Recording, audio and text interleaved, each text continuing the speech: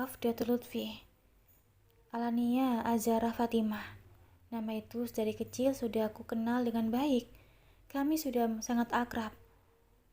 Karena memang Alania masih punya hubungan keluarga denganku. Saat ia dewasa, Alania rupanya menaruh hati padaku sejak dulu. Yang kebetulan keluarga kami menjodohkan kami berdua. Saat itu, aku belum siap untuk menikah karena aku merasa kurangnya ilmu untuk membimbing makmumku kelak. Sampai setelah aku banyak belajar dan mengikuti pengajian, banyak ilmu yang aku dapat dan menambah pengetahuanku tentang syariat Islam yang sebenarnya. Mungkin sudah waktunya Allah meletakkan rasa itu. Dan untuk yang pertama kalinya, aku merasa jatuh cinta pada gadis yang kuanggap sebegitu luar biasa yang bernama Nuriana Amaya. Nama itu ku ketahui saat ia mengisi data reservasi di rumah sakit. Sebagai keluarga yang bertanggung jawab atas pasien yang bernama Ibu Khadijah, dan tak lain adalah ibunya sendiri. Cintaku tak bak gayung bersambut dan tak bertepuk sebelah tangan. Hingga akhirnya aku memberanikan diri dan memantapkan hati untuk melamarnya. Aku diberi kepercayaan penuh untuk memilih pasangan hidup oleh kedua orang tuaku, meski beliau berdua sudah menjodohkanku. Rencana manusia tak seindah rencana Sang Pencipta. Inginku dengan orang yang kucintai, namun Allah menginginkanku bersatu dengan Alania yang sama sekali aku tak menaruh hati sedikit pun. Aku yakin dan percaya sesuatu yang kita sukai belum tentu Allah menyukainya. Hingga skenario Allah pun menghubungkan aku untuk bersatu dengan Alania yang mungkin bagi porsi kita sebagai manusia adalah pilihan yang sangat sulit. Barangkali ada pahala yang akan kita dapatkan saat menjatuhkan pilihan hidup untuk berserah. Aku bisa saja punya pilihan lain untuk tak menerima amanah dari almarhum abinya Alania. Namun dibalik itu, semua itu ridho dari kedua orang tuaku lah yang aku junjung tinggi dalam dunia ini, terlebih restu dari ibuku. Anak diwajibkan untuk patuh dan berbakti kepada orang tua. Kita boleh tak menaati keduanya dalam perbuatan syirik. Karena tak ada ketaatan dalam ketaatan maksiat Allah Al-Khaliq. Hak Allah lebih wajib ditunaikan daripada hak kedua orang tua. Dan bagaimana Allah Ta'ala berfirman, dan jika keduanya memaksamu untuk mempersekutukan aku, sesuatu yang tidak ada pengetahuanmu tentang itu, maka janganlah kamu menaati keduanya, dan pergaulilah keduanya dengan baik, dan ikuti jalan orang-orang yang kembali kepadaku. Kemudian hanya kepada Akulah engkau akan kembali. Maka ku beritakan kepadamu apa yang telah kamu kerjakan. Surat Al-Luqman ayat 15.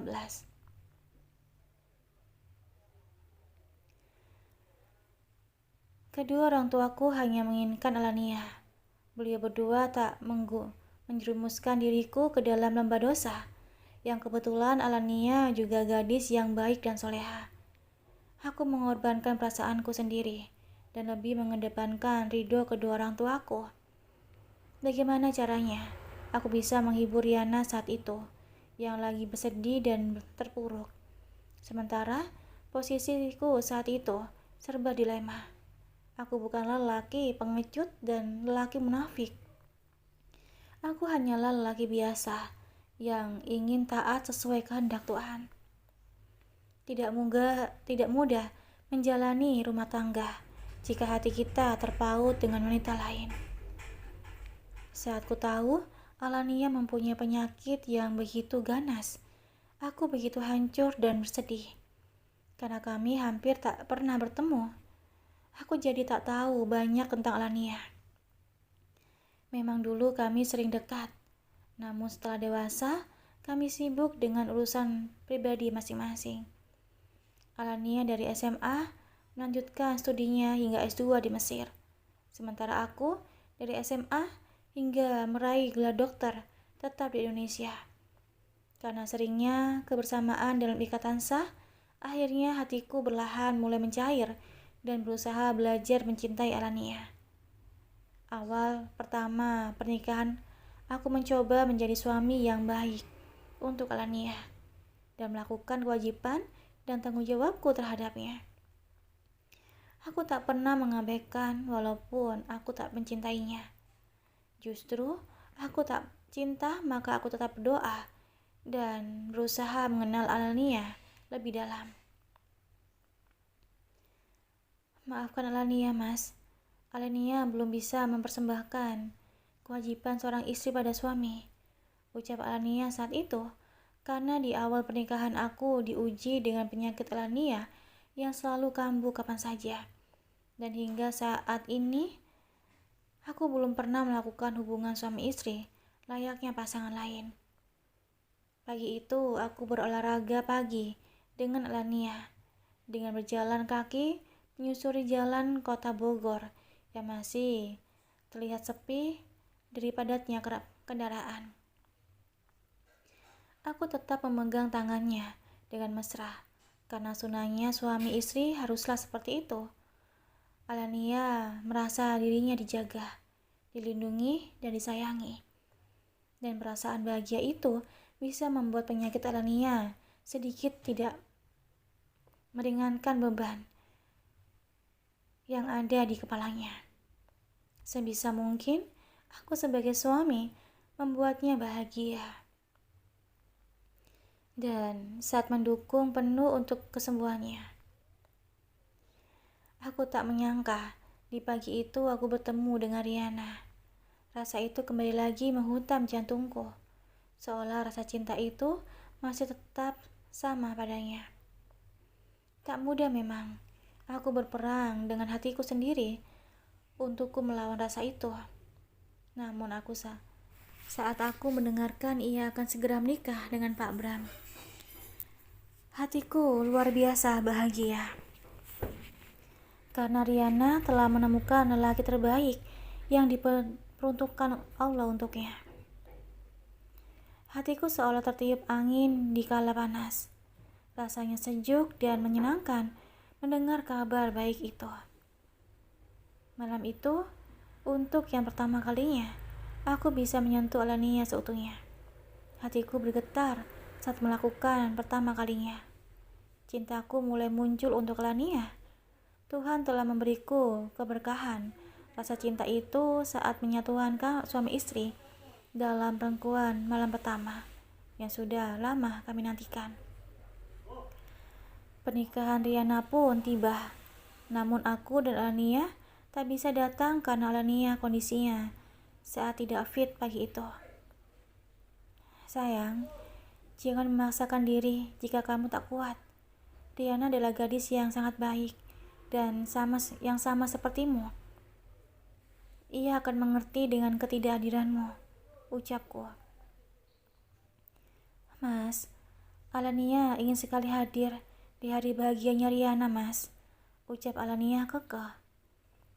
Panggilan Mas adalah panggilan rasa hormat dan sayangnya Alania padaku. Dan aku pun memanggilnya dengan sebutan sayang, yang bagiku kata itu selain mesra dan sebagai bukti rasa cintaku pada Alania. Saat dia bersiap berganti pakaian, tiba-tiba darah hidungnya mengalir deras dan menjadi penghalang untuk ia pergi ke acara pernikahan Riana. Aku pun merawat istriku dengan penuh hati hingga ia beristirahat. Sampai malam acara resepsi Alania sudah terlihat sehat walafiat. Saat kami hendak menyantap makanan yang tersedia di resepsinya pernikahan Riana malam itu, tiba-tiba nafas Alania tersengal-sengal Dengan sigap aku membopong Alania langsung menuju rumah sakit. Kedua orang tuaku sebenarnya sudah mengetahui Alania sakit-sakitan dari dulu. Beliau merahasiakan akan hal itu di depanku dan tak ingin menjelaskannya. Aku berusaha mengambil positif dari alasan kedua orang tuaku yang tak jujur dengan penyakit Alania yang dideritanya. Alania juga amat terkejut ketika baru mengetahui tentang penyakitnya. Karena Alania pikir kedua orang tuaku sudah memberitahuku sejak awal. Begitu, tak ada yang perlu disesali. Karena jika sudah pasrah dengan ketetapan, maka kita harus menerimanya dengan ikhlas dan sabar. Kalaupun dulunya aku memaksa diri tetap pertahankan cintaku dan memilih Riana tetap menjadi istriku, barangkali aku tak sebaik Pak Bram saat ini untuk bisa melindungi dan menyayanginya. Meski Riana menganggapku lelaki terbaik baginya, dan sebaliknya, aku menganggap ia gadis yang terbaik untukku. Jika dipikir secara logika, mengapa begini, mengapa begitu, seolah kita protes, maka itu di luar kuasa kita sebagai manusia. Dan kembali lagi, Allah punya rencana dan rencana Robku pasti ada yang tersimpan dan bermakna di dalamnya, yang manusia tak diketahui apakah di balik semuanya. Alania langsung dipasangi semua alat medis di seluruh tubuhnya. Aku begitu hancur dan terluka saat Allah memberiku perasaan cinta itu pada Alania. Aku harus dihadapkan dengan akan kehilangan Alania. Tak henti-hentinya aku minta pada Robku untuk kesembuhan istriku. Hingga dukungan moral itu pun ku dapatkan dari Riana dan Pak Bram suaminya. Mereka semuanya datang untuk mengunjungi Alania dan mencoba menguatkanku. Hingga pada saat dokter yang menangani Alania keluar, beliau membawa berita gembira bahwa Alania berhasil melewati masa kritisnya. Saat aku masuk ke dalam ruangan dan mendengar keterangan dari dokter, begitu bahagianya diriku. Alania sedang mengandung anakku di dalam rahimnya. Masya Allah, di balik ujian ada hikmah di dalamnya. Bersamaan dengan ujian, aku juga mendengar kabar yang membahagiakan. Tanpa malu, aku menitikkan air mata di depan dokter yang menangani Alania, yang tak lain adalah temanku sendiri. Aku begitu sangat terharu.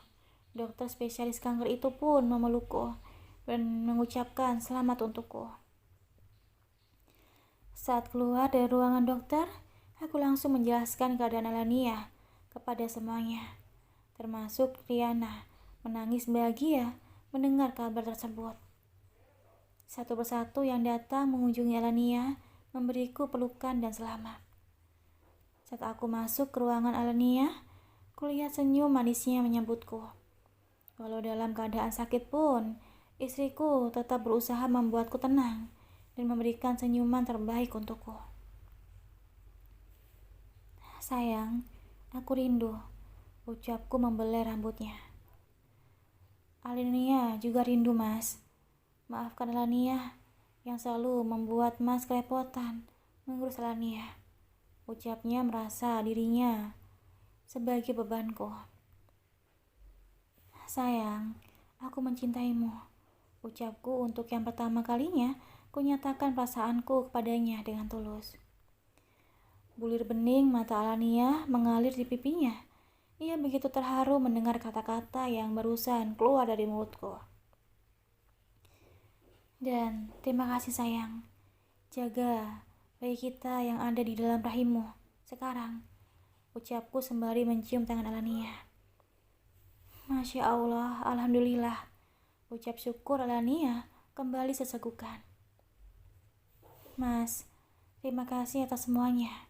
Jika dulu Alania sempat putus asa karena penyakit yang Alania derita, namun sekarang ini Alania punya alasan untuk bertahan. Bayi hasil buah cinta kita membuat Alania ingin segera cepat sembuh. Ucapnya haru. Aku pun memeluk tubuh itu dengan pelan dan hati-hati. Setelah itu, barulah satu persatu mereka yang datang menjenguk masuk melihat keadaan Alania. Kulihat dari kaca ruang ICU, Alania menangis haru bersama Riana. Dua wanita itu memang sangat luar biasa. Aku beruntung mendapatkan Alania, dan Pak Bram beruntung mendapatkan Riana. Setelah mengetahui keadaan Alania mulai membaik, Pak Bram pun pamit bersama istrinya Riana. Begitu juga dengan yang lainnya.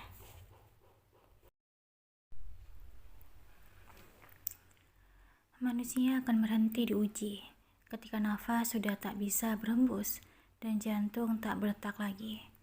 Masing-masing manusia diberi ujian yang berbeda agar kita bertakwa kepada Sang Pencipta. Dan barang siapa yang ditimpa musibah dan ujian, hendaknya ia bersabar di dalamnya. Maka kabar baik untuk mereka atau bagi orang-orang yang selalu bertakwakal kepada Allah. Dr. Lutfi dan Alania, saat ini rumah tangganya benar-benar sedang diuji. Baru saja beliau mendapatkan kabar yang membahagiakan. Kini Alania diharuskan untuk menggugurkan kandungannya. Jika tidak, maka ia dan bayinya tidak bisa terselamatkan. Akibat penyakit yang diderita Alania yang bisa membahayakan bayinya karena pengaruh obat-obatan keras. Dan jalan satu-satunya adalah mengorbankan salah satu dari keduanya. Namun Alania tetap kekeh ingin mempertahankan bayinya dan lebih memilih berhenti untuk melakukan kemoterapi. Aku tahu Riana, bila aku mempertahankan anakku, kemungkinan aku dan bayiku tak akan selamat. Biarlah aku berkorban untuk berhenti mengobati penyakitku. Namun, aku tak putus asa, mengharapkan rahmat Tuhan, ingin tetap hidup bersama bayiku. Saat ini, aku hanya bisa bertawakal kepada Allah. Kuserahkan hidup dan matiku hanya pada Allah. Karena tak ada daya dan upayaku selain berserah diri, ucap Alania dengan mata berembun. Masya Allah, kamu adalah wanita yang hebat Alania. Hidup dan mati tak akan ada tahu. Barangkali aku terlihat sehat walafiat akan duluan menghadap Sang Pencipta. Karena kematian yang tak kenal umur.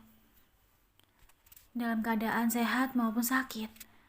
Namun, aku berharap dan selalu berdoa semoga kita semua diberi umur panjang. Ucapku sembari memeluk Alania. Jika keputusan Alania sudah mantap, maka aku sebagai sahabatnya hanya bisa memberikan dukungan dan kekuatan agar ia selalu tegar dalam menjalaninya. Terima kasih Riana. Aku ingin kita bersahabat di dunia hingga di akhirat nanti. Jangan berhenti untuk kita saling mendoakan, ucap Alania pamit pulang. Sebenarnya Alania tak ingin singgah di rumahku tadinya, namun akulah yang memaksanya untuk itu. Mungkin ia tak enakan karena aku masih pengantin baru. Padahal Mas Bram sedang tak ada di rumah. Karena dari pagi sampai jam 5 sore, beliau sibuk mengurus perusahaan Abi yang sudah diserah penuh untuk suamiku mengurusnya. Cepat sekali pulangnya nak, sapa ibu mertua pada Alania yang hendak berpamitan. Iya bu, barusan Mas Lutfi telepon. Alania disuruh beliau untuk menyusulnya ke rumah sakit, ucap Alania sembari mencium tangan ibu.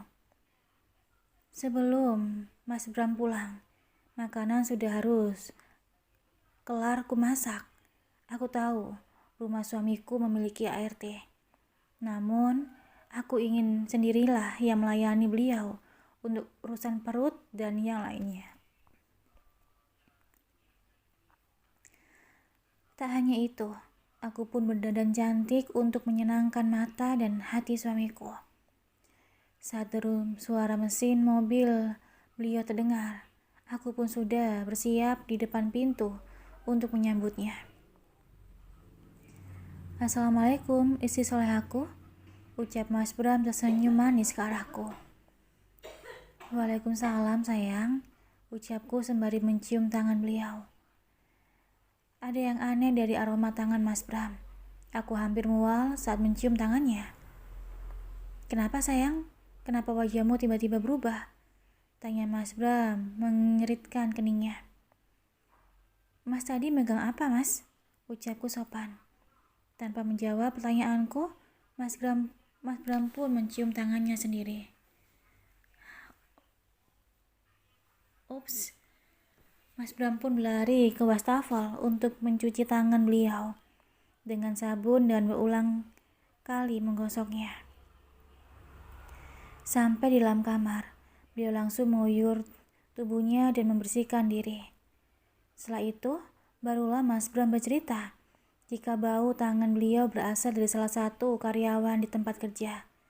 Karyawan itu jatuh pingsan pada saat bekerja, dan Mas Bram dengan sigap mengangkat tubuh karyawan tersebut dengan memegang bagian atas tepat di ketiaknya si pingsan, dan dibantu oleh para karyawan lainnya juga ikut mengangkat tubuh si pingsan untuk dibawa ke ruang istirahat karyawan. Tak lama karyawan tersebut sadar dan langsung diizinkan untuk pulang beristirahat di rumahnya. Mas Bram pun lupa mencuci tangan dan langsung masuk ke dalam mobil tanpa mempedulikan dan peka dengan aroma tangannya sendiri. Dikarenakan beliau lebih fokus segera tiba di rumah dan tak bisa membendung rasa rindunya padaku. Mendengar cerita Mas Bram, aku tak kuasa lagi menahan tawaku, hingga wajah Mas Bram tersenyum melihatku tertawa lepas. "Istriku semakin cantik sekali," puji beliau. Seketika tawaku berganti senyum malu-malu. Perlahan tapi pasti, beliau mendekatkan wajahnya saat hendak mengencupku tiba-tiba. "Bram," ucap ibu gagap. "Maaf ibu mengganggu, dan kali tutup pintunya ya nak," ucap ibu mertua tersenyum dan berlalu pergi. Seketika wajahku merah, bak udang rebus. Aku rasanya malu untuk bertemu dengan ibu lagi. Mas Bram pun dengan cepat menutup pintu kamar, bahkan menguncinya. "Apa bisa disambung lagi?" ucap beliau karena melihatku bersembunyi di dalam selimut. Melihatku seperti itu, Mas Bram tertawa lepas dan semakin mengerjaiku. Beliau ikut masuk ke dalam selimut bersamaku. "Bah," ucap Mas Bram mengagetkanku, bak anak kecil. Aku membuka selimut itu dan spontan turun dari atas ranjang. "Sayang, maafkan Mas," ucap beliau memelukku dengan erat. Aku langsung terdiam dan menikmati pelukan dari suamiku.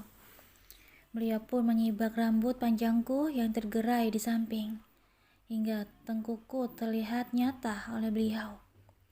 Deru nafas itu semakin terasa dingin di area tengkukku. Aku tak bisa menggambarkan dengan kata-kata perasaanku saat ini. Dengan lembut beliau mendekatkan hidungnya ke telingaku. Hawa itu membuat tubuhku bergetar hebat dan darahku mengalir deras. Jantungku berpacu lebih kencang seperti kecepatan pacuan kuda. Suara azan maghrib langsung menghentikan kemesraan kami. Padahal tadi aku sedang berusaha untuk menikmatinya. Kami pun saling pandang dan bersegera diri mengambil air wudhu untuk sholat maghrib berdua. Untuk pertama kalinya, aku sholat diimami suamiku di rumahnya sendiri. Beliau tak kalah merdunya dari Fadil dan Bang Bagas saat membaca surat Al-Fatihah. Seketika air mataku jatuh dengan sendirinya. Harapanku di waktu gadis dan permohonanku saat di Ka'bah meminta suami yang soleh. Ternyata hari ini aku menyaksikan doaku terkabul. Usai sholat dan berdoa bersama, aku pun mencium tangan beliau dengan khidmat. Kemudian Mas Bram pun mencium keningku dengan lembut. Sayang, jangan mulai deh. Sebentar lagi ART akan memanggil kita untuk makan malam, ucapku. Kamu lapar sayang? Tanya beliau. Aku hanya menggelengkan kepala bahwa aku tak begitu lapar. Kalau begitu, kita kenyangkan perut kita di sana saja, ucap Mas Bram menunjuk ke arah ranjang. Melihatku ketakutan, Mas Bram langsung ketawa karena telah berhasil mengerjaiku lagi. Ayo kita turun sekarang, ucap beliau menggandeng tanganku. Saat kami menuju meja makan, rupanya ibu mertua sudah duduk manis menunggu kami. Aku hampir tak berani melihat mata ibu mertuaku karena merasa malu. Bram, kamu benar-benar beruntung mendapatkan Riana. Selain cantik, ia juga yang memasak semua makanan yang lezat ini, puji ibu. Makasih bu, ucapku. Makasih sayang, ucap Mas Bram tersenyum ke arahku. Bram, kenyangkan perutmu dulu. Bagaimana kamu bisa bertenaga nantinya? Kalian itu harus makan yang banyak, ucap ibu tersenyum. Aku semakin malu dengan ucapan ibu sehingga kanting sayuranku tak jadi aku sendok. Beliau berdua mencoba menahan tawa melihatku bertingkah aneh. Biar Mas yang suapin. Bukan mulutnya sayang, ucap Mas Bram berusaha menghilangkan nervousku. Ini suapan buat ibuku tersayang, ucap Mas Bram juga menyuapi ibu. Tetaplah seperti ini nak, ibu sangat bahagia melihat pemandangan ini, ucap ibu dengan mata berembun. Insya Allah bu, ucap Mas Bram mencium tangan ibu mertua. Setiap lelaki yang pernah aku temui dan akrab denganku, mereka semua begitu memuliakan ibu mereka. Namun, bersyukur saat ini, Bang Farid dan Bang Imran sudah sadar. Usai melaksanakan sholat Isya, kami pun bersiap untuk tidur. Saat aku berbaring, Mas Bram pun meraih tubuhku, lalu mendekapnya. Apakah aku sudah bisa diizinkan sekarang? Tanya Mas Bram lembut di telingaku. Kasihan juga suamiku. Selama 2 minggu ini, beliau berusaha menahan hasratnya karena aku masih belum siap. Saat suamiku pertama kalinya meminta haknya, tubuhku gemetaran dan berkeringat dingin. Padahal hawa AC kamar begitu menyejukkan. Baiklah sayang, tidurlah.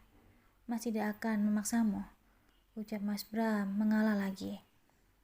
Aku membalikkan tubuhku dan menatap mata beliau dengan penuh rasa bersalah. Sayang, maafkan Riana, ucapku menitikan air mata.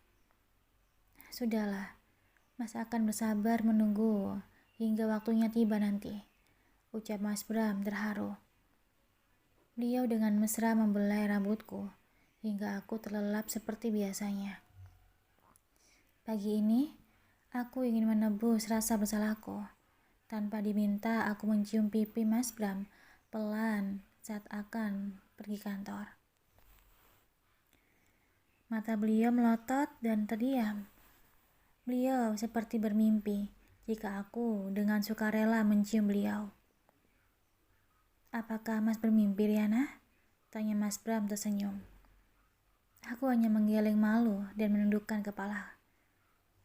Tunggulah Mas pulang, siap-siap, ucap Mas Bram menggodaku sembari bermain mata. Sikapnya yang genit membuat pipiku lagi-lagi bersemu merah. Sayang, kamu benar-benar candu buat Mas. Bisakah diulang sekali lagi?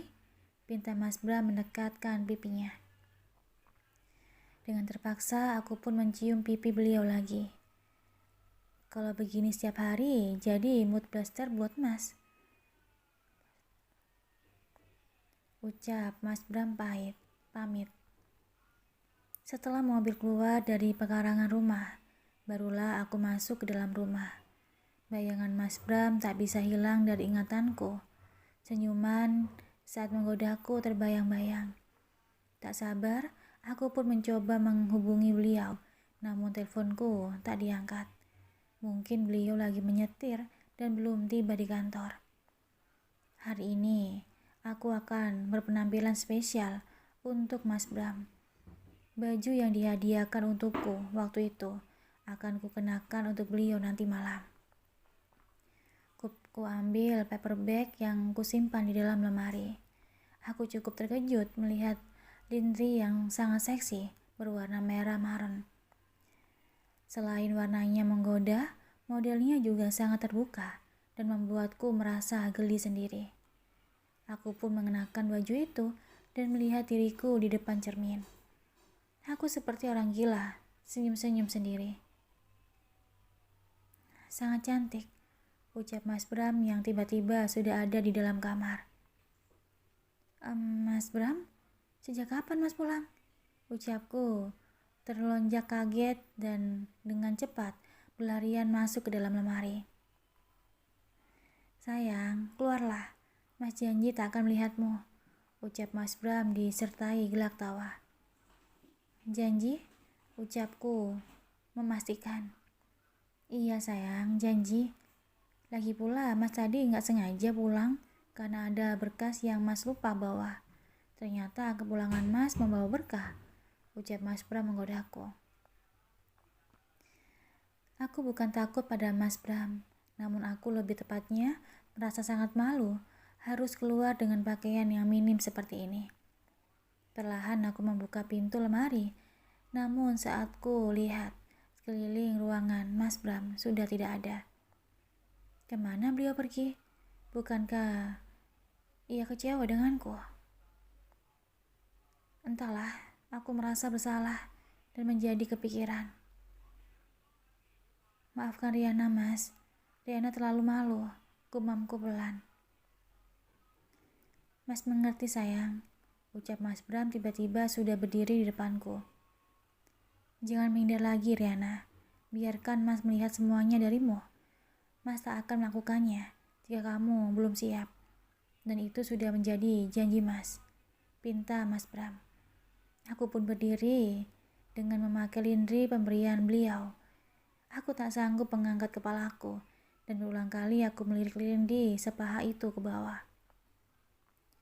Semakin ku tarik, semakin terlihat dadaku terbuka. Boleh aku memelukmu sebentar saja? Ucap Mas Bram penuh harap. Aku pun mengangguk pelan. Mas Bram pun menekapku dengan lembut. Deru nafasnya mulai tak beraturan. Andai beliau menginginkan saat ini, aku sudah siap. Namun beliau melepaskan pelukan itu dan mencoba menguasai diri karena janjinya. Aku malu dan lidahku terasa keluh saat ingin mengucapkannya. Lakukanlah Mas. Namun hal itu hanya bisa aku utarakan di dalam hati saja.